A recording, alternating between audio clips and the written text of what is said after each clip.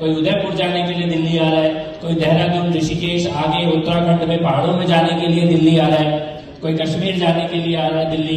हम चाहते हैं उन सभी स्थलों की पहचान की जाए, जैसे कि सन 2002 में पृथ्वीराज चौहान जी का पूरा कल्चरल कॉम्प्लेक्स केंद्र सरकार जो आदरणीय वाजपेयी जी।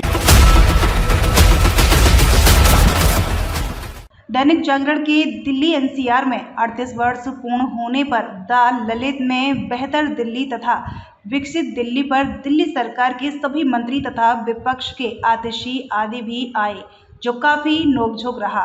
सामाजिक मुद्दा तथा व्यापारियों के मार्केट प्रेसिडेंट तथा देश कई नामी गामी हस्तियों ने हिस्सा लिया। काम नहीं हो रहा है, लेकिन वो भी स्मारकों के क्षेत्र में होते हैं। वो रास्ते हैं पर्यटन को बढ़ावा देने के। एक तो जो स्मारक आपके हैं वहाँ पे सुविधाएं बढ़ा करके पर्यटन को बढ़ावा दिया जा सकता है। दूसरा, नई नई चीजें यहाँ पे नई और चीजें ला करके लोगों को आकर्षित किया जा सकता है। जो दिल्ली के लोग बाहर जाते हैं वो दिल्ली में बाहर में जाए।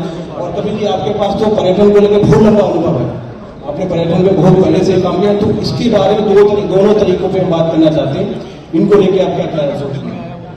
देखिए, पर्यटन अब बदल चुका है। विश्व स्तर पर पर्यटन अब केवल किसी जगह को जाकर देखना पर्यटन नहीं रह गया, लेकिन हम वहां से क्या एक्सपीरियंस, क्या अनुभव लेकर, क्या यादें लेकर वापस आ रहे हैं, उसके लिए लोग जा रहे हैं। खाली एक स्मारक को देखने मात्र के लिए जाने वाला वर्ग धीरे धीरे कम होता जा रहा है। और अगर वहां पर जाकर कोई और ऐसी गतिविधि है जिसको हम जीवन में एक स्मरण के तौर पर याद कर पाए, तो उसके लिए लोग जा रहे हैं।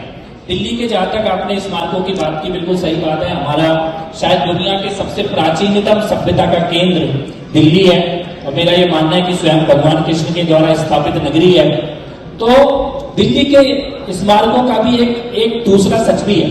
अभी तक दिल्ली के स्मारकों को केवल एक खास चश्मे से देखा गया, और उस चश्मे में फिट होने वाले स्मारकों को पर्यटन स्थल माना गया, और उस चश्मे में जो फिट नहीं होते थे उनको दरकिनार कर दिया गया।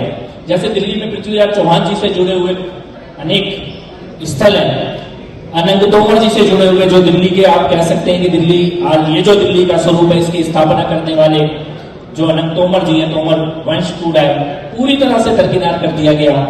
मराठों से जुड़े हुए बड़े बड़े स्थल है। और मैं यहाँ पे इस सभागार में ये बात कहना चाहता हूँ, ये तथ्य कई बार हमारे सामने से इग्नोर हो जाता है। अंग्रेजों ने जो दिल्ली पर कब्जा किया वो मुगलों से जीत कर नहीं किया, मराठों से जीत कर किया।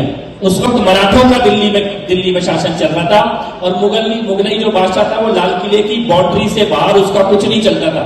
और ये सामने चांदनी चौक में मराठे बैठते थे, और अपनी सुरक्षा के लिए भी मुगल जो है वो मराठों को पैसा देते थे कि अगर तुम पैसा दोगे तो तुम तो सुरक्षित अपने लाल किले के अंदर सुरक्षित रहोगे। ये आखिरी जो मुगल काल का आखिरी दौर था, वो एक तरह से दिल्ली में मराठों का राज चल रहा था। लेकिन इस सबको इतिहास की किताबों में कहीं छुपा दिया गया है। हम चाहते हैं उन सभी स्थलों की पहचान की जाए, जैसे कि सन 2002 में पृथ्वीराज चौहान जी का पूरा कल्चरल कॉम्प्लेक्स केंद्र सरकार जो आदरणीय वाजपेयी जी की सरकार थी उसने बनाया था।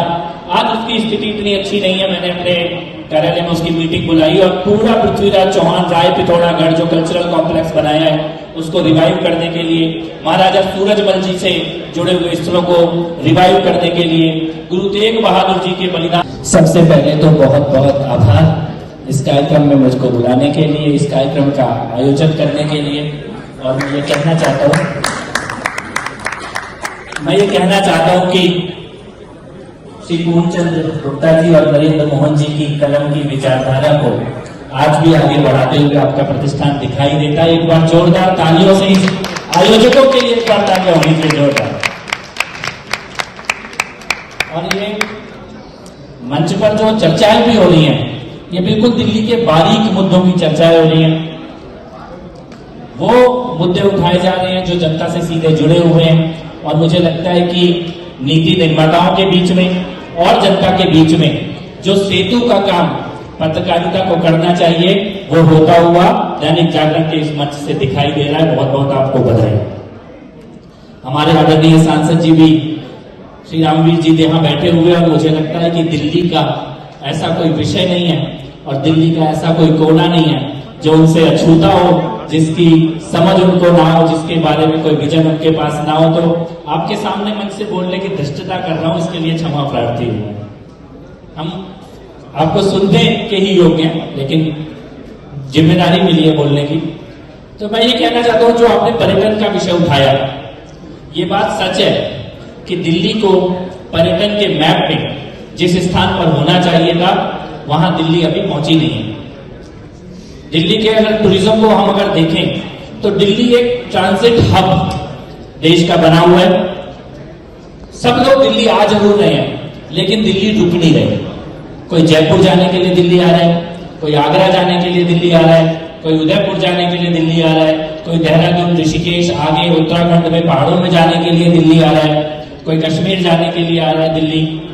तो दिल्ली आ रहे हैं, खासतौर पे जो विदेशी पर्यटक है वो भी दिल्ली आ रहे हैं, लेकिन दिल्ली में रुकना है, दिल्ली में ही कुछ देखना है, ऐसा कोई बहुत अच्छा 3-4 दिन का 2-4 दिन का कोई ऐसा अनुभव दिल्ली में उनको मिले, ये अभी तक हुआ नहीं।